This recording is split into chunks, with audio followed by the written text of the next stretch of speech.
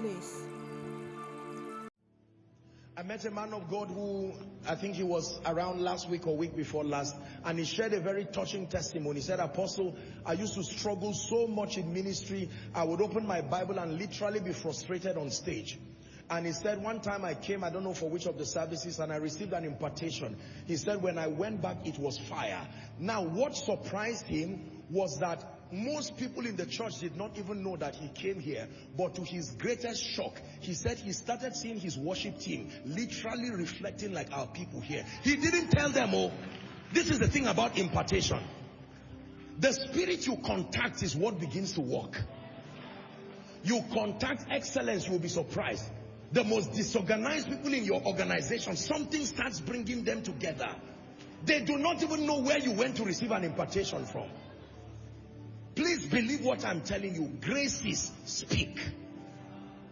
They looked at Peter and said, these are unlearned men, but they discerned that they had been with Jesus.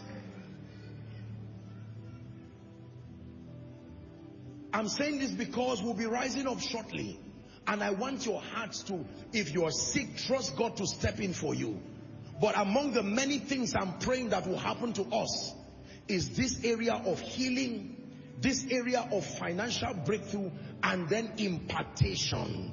Don't be limited, my brother, my sister. Refuse to be limited. You are a prophet and people are still doubting.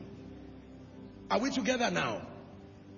We who are not even prophets by office are prophesying more than you. It's not competition. I'm challenging you. You can rise to a level of the prophetic with uncanny mastery, that you speak the counsel of God and nations will stand still because they have learned that you have leaned your ears to the heart of God, and that when you say you heard God, you really heard.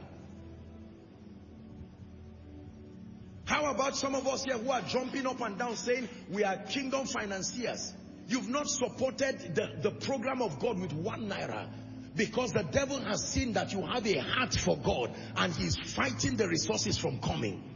It will take more than business ideas, as important as that is.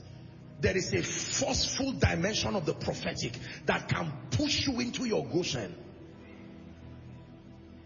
Hey,